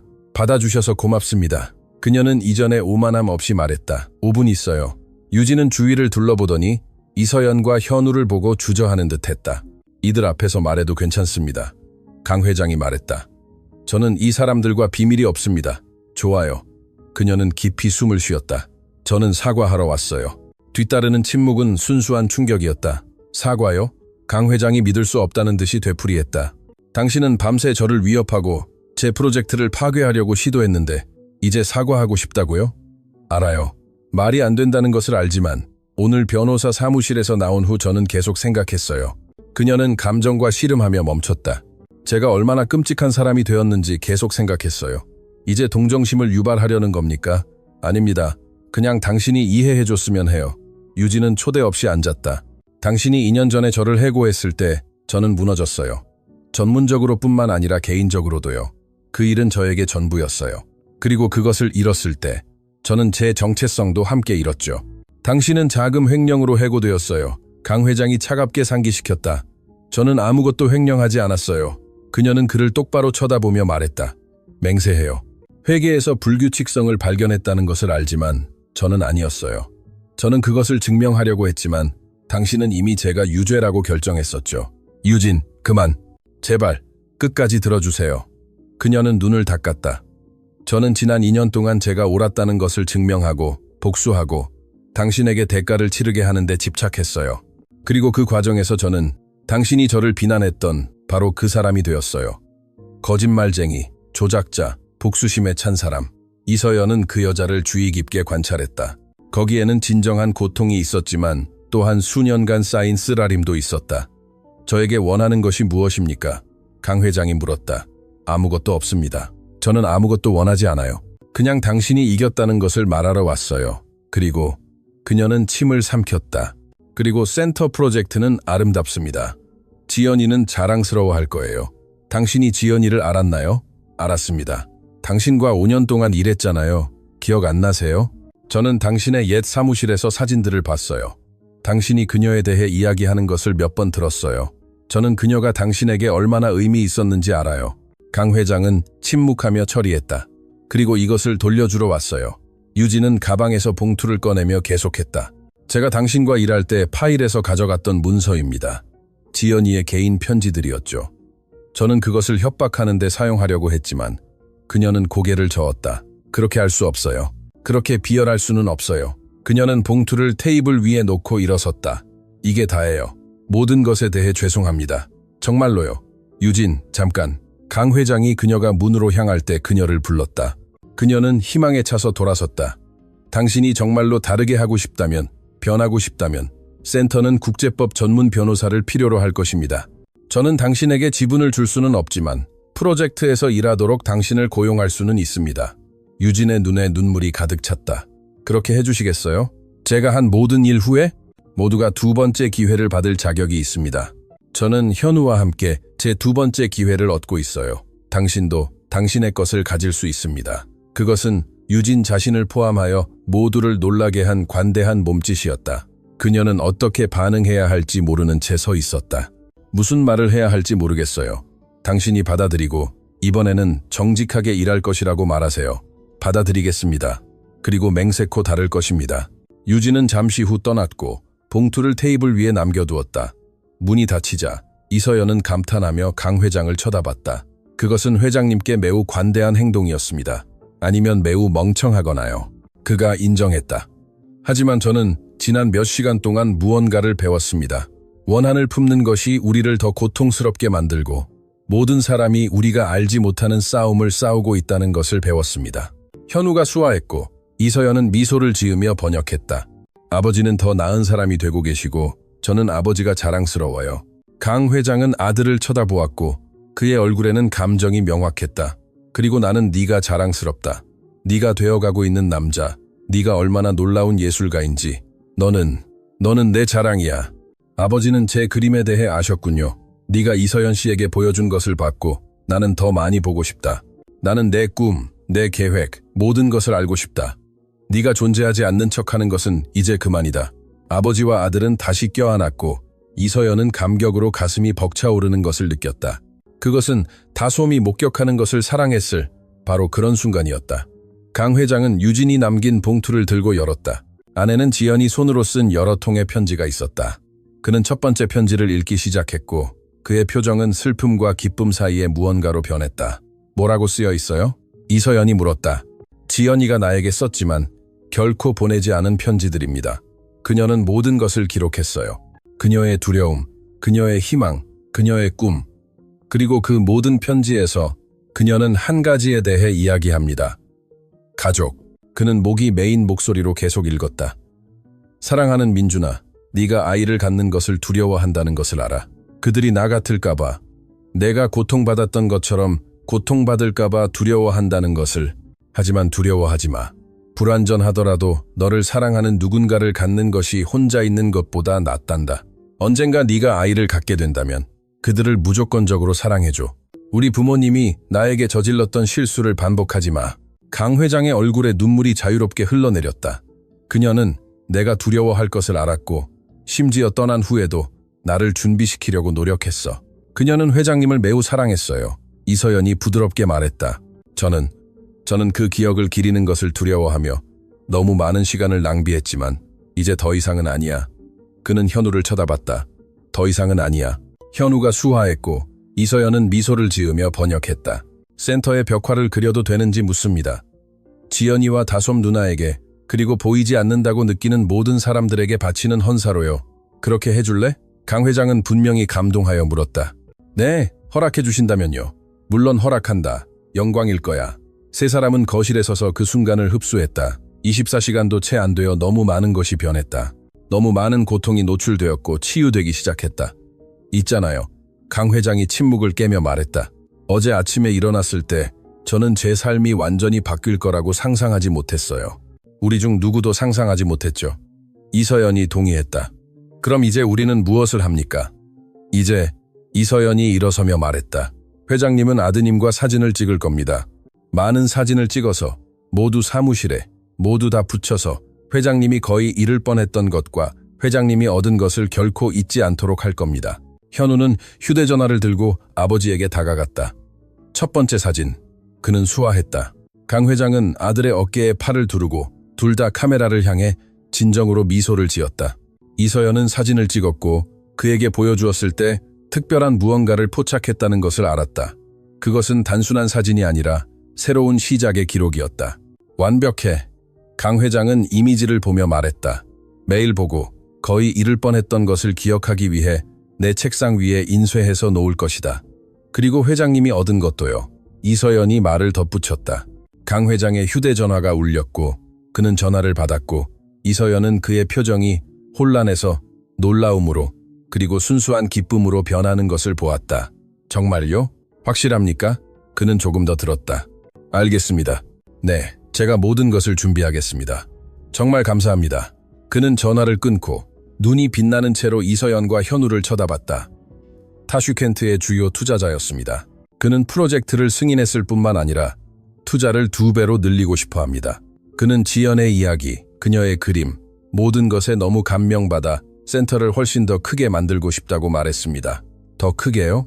어떻게? 이서연이 물었다. 청각 장애인뿐만 아니라 모든 종류의 장애를 가진 사람들을 도울 수 있을 만큼 충분히 크게. 그는 그것을 라틴 아메리카 전체에서 가장 큰 통합 재활센터로 바꾸고 싶어 합니다. 그 규모는 파도처럼 그들을 덮쳤다. 이것은 더 이상 지연에 관한 것만이 아니었다. 이제 도움을 받을 수천 명의 사람들에 관한 것이었다. 지연이가 이 일을 해냈습니다. 강 회장은 여전히 손에 들고 있는 편지를 바라보며 말했다. 떠난 후에도 계속해서 변화를 만들고 있습니다. 언니도 그렇게 하고 있어요. 이서연이 말했다. 그리고 계속 그렇게 할 거예요. 현우가 수아했다. 축하해야 해요. 내 말이 맞아. 강 회장이 동의했다. 이서연 씨, 오늘 우리와 함께 저녁 식사를 하시겠어요? 정말로요. 이번에는 직원이 아니라 가족으로요. 가족이라는 단어는 이서연의 가슴에 따뜻한 무언가를 느끼게 했다. 영광일 거예요. 완벽합니다. 그리고 저녁 식사 후에 창고에 갈 겁니다. 현우야, 내 모든 그림을 보여줄 거야. 전부 다. 그리고 우리는 내 미래 계획, 그래픽 디자인, 내 꿈, 내가 수년 전에 물었어야 할 모든 것에 대해 이야기할 거야. 현우는 아버지를 껴안았고 이서연은 둘 다 울고 있는 것을 보았지만 그것은 고통의 눈물이 아니라 희망의 눈물, 다시 시작하는 것, 마침내 서로에게 가는 길을 찾은 눈물이었다. 그리고 이서연은 다솜이 어디에 있든 그녀가 미소 짓고 있다는 것을 알았다. 약속이 지켜졌기 때문에 아무도 더 이상 보이지 않는 존재가 아니었다. 아무도 더 이상 혼자가 아니었다. 아침 해가 황금빛으로 현대적인 건물에 비췄다. 이서연은 여전히 그것이 현실이라는 것을 완전히 믿을 수 없는 채 인도를 멈춰서서 올려다보았다. 정면에 거대한 글자가 빛나고 있었다. 지연 다솜센터, 재활 및 통합 발달. 그녀의 눈에는 그 주에 100번째로 눈물이 가득 찼다. 그녀의 여동생의 이름이 영구적으로 영광스럽게 거기에 있는 것을 보는 것은 그녀가 꿈꿨던 것 이상이었다. 아름답죠? 안 그래요? 강 회장이 뒤에서 다가와 건물에 감탄하며 말했다. 5층, 최첨단 장비, 100명의 전문가팀, 그리고 모든 것이 오늘 시작됩니다. 초현실적입니다. 이서연이 인정했다. 아직도 꿈 같아요. 회장님이 6개월 전에 식당에서 저를 모욕하고 있었다는 것이 믿어지세요? 믿어집니다. 그리고 제가 모든 것을 포기하려고 생각하고 있었다는 것이 믿어지세요? 강 회장은 그녀를 진지하게 쳐다봤다. 그렇게 하지 않아줘서 고맙습니다. 제가 보지 못했던 무언가를 저에게서 봐줘서 현우와 저에게 기회를 줘서 고맙습니다. 회장님 스스로에게 기회를 주신 거예요. 저는 단지 문을 열었을 뿐입니다. 하지만 당신 없이는 결코 건너지 못했을 겁니다.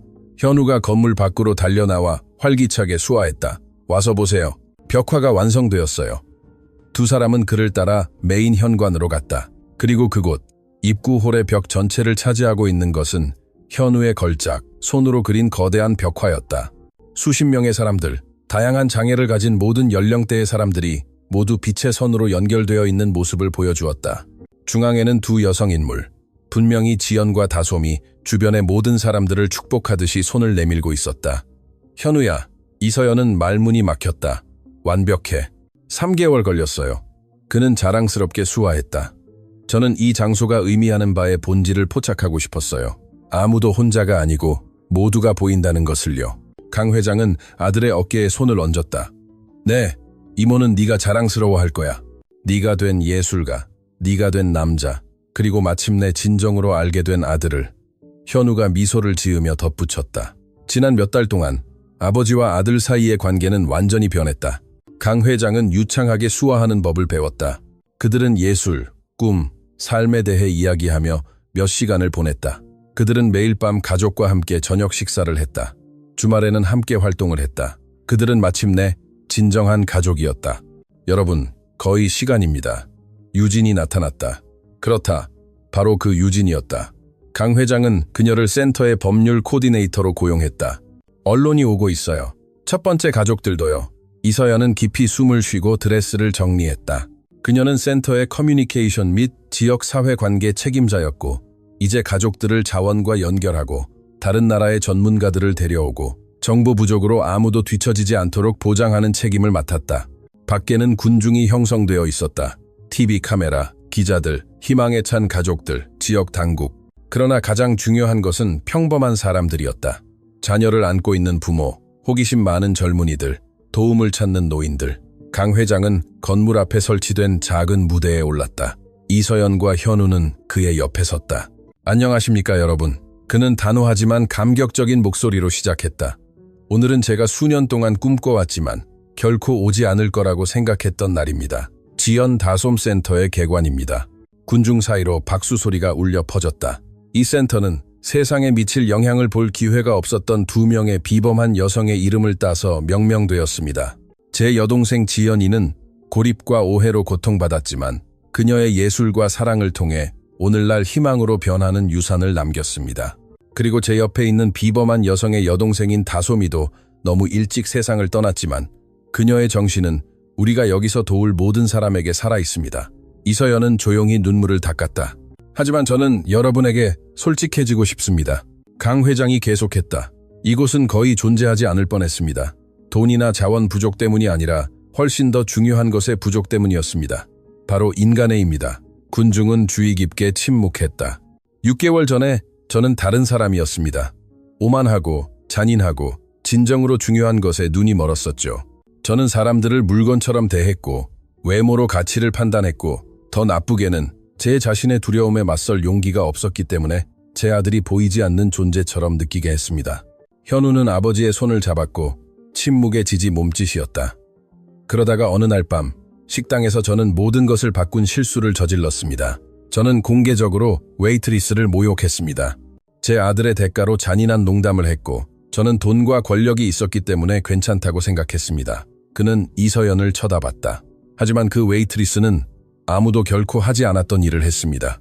그녀는 분노나 복수가 아닌 존엄과 능력으로 제가 틀렸다는 것을 보여주었습니다. 그녀는 제가 그녀가 누구인지 완전히 과소평가했다는 것을 증명했고 그 과정에서 저를 거울로 보게 만들고 제가 되었던 괴물을 보게 했습니다. 청중의 몇몇 사람들은 이제 울고 있었다. 이서연 씨는 교사였고 언어 전문가였으며 제가 만난 사람들 중 가장 유능한 사람 중 한 명이었지만 삶은 그녀를 너무 세게 때려서 그녀는 생계를 위해 웨이트리스로 일하고 있었습니다. 그리고 저는 바보같이 단지 유니폼만 보았지 사람을 보지 못했습니다. 그는 완전히 그녀에게 몸을 돌렸다. 이서연 씨, 당신은 프로젝트 이상의 것을 구했습니다. 당신은 제 아들을 저에게 돌려주었습니다. 당신은 가치가 직위나 돈에 있는 것이 아니라 인격과 인간애에 있다는 것을 저에게 가르쳐 주었습니다. 이 센터가 나타내는 모든 것, 이 센터가 할 모든 것은 당신이 저에게 포기할 모든 이유를 주었을 때도 포기하기를 거부했기 때문에 존재합니다. 강 회장님, 그녀는 눈물을 흘리며 속삭였다. 그러니 여기에 있는 모든 사람들에게 그는 군중에게 돌아섰다. 제가 가장 힘든 방식으로 배운 교훈을 남깁니다. 외모로 사람을 판단하지 마세요. 웨이트리스는 교사일 수 있고 관리인은 엔지니어일 수 있으며 당신이 보이지 않는 존재처럼 대하는 사람은 당신의 삶을 바꿀 수 있는 바로 그 사람일 수 있습니다. 침묵은 절대적이었다. 그러더니 누군가가 박수를 치기 시작했고 그 다음 또 다른 사람이 그리고 또 다른 사람이 마침내 군중 전체가 큰 소리로 기립박수를 쳤다. 현우가 마이크로 다가갔다. 처음으로 그는 이서연의 번역을 통해 공개적으로 말할 것이었다. 그는 수화를 시작했고 이서연은 목이 메인 목소리로 번역했다. 제 이름은 현우입니다. 저는 이서연 씨를 만나기 전까지 16년 동안 보이지 않는 존재처럼 느꼈습니다. 그녀는 다르다는 것이 열등하다는 것을 의미하지 않는다는 것을 보여주었습니다. 그녀는 말하는 단어가 없더라도 저에게 목소리가 있다는 것을 보여주었습니다. 오늘 우리는 보이지 않음으로 고통받았지만 또한 다른 사람들이 보이지 않게 되는 것을 거부하는 모든 사람들을 기념하기 위해 이 센터를 개관합니다. 리본이 잘리고 문이 열리고 첫 번째 가족들이 미소를 짓고 준비된 팀의 환영을 받으며 들어섰다. 이서연은 옆에 있는 두 존재를 느꼈을 때 모든 것을 관찰했다. 강 회장과 현우, 아버지와 아들 하나로 뭉쳤다. 고맙습니다. 강 회장은 간단히 말했다. 모든 것에 대해 저에게 감사하지 마세요. 그녀가 대답했다. 변화할 용기를 가졌던 것에 감사하세요. 현우가 수화했다. 가족. 강 회장이 수화로 확인했다. 가족. 이서연이 되풀이했다. 세 사람은 그곳에 서서 센터로 들어가는 사람들을 지켜보았고 각자 자신의 이야기, 자신의 고통, 자신의 희망을 가지고 있었다. 그리고 이제 모두 그들을 보고 듣고 소중히 여기는 장소를 가지게 되었다. 이서연은 식당에서의 그 밤, 모두가 그녀를 비웃는 가운데 얼굴이 붉어진 채 고개를 숙였던 것을 생각했고 모든 것을 포기하려고 생각했던 것을 생각했고 그리고 그녀가 지금 어디에 있는지 쳐다봤다. 수천 명의 삶을 바꿀 센터의 이사, 피가 아닌 사랑으로 선택한 가족의 일부, 그녀가 상상할 수 없었던 방식으로 여동생의 기억을 기리고 있었다. 다소마, 그녀는 하늘에 속삭였다. 약속 지켰어. 아무도 더 이상 보이지 않는 존재가 아닐 거야. 내가 막을 수 있다면. 그리고 어딘가에서 그녀는 확신했다. 다솜은 미소 짓고 있었다. 약속이 지켜졌기 때문에 아무도 더 이상 보이지 않는 존재가 아니었다.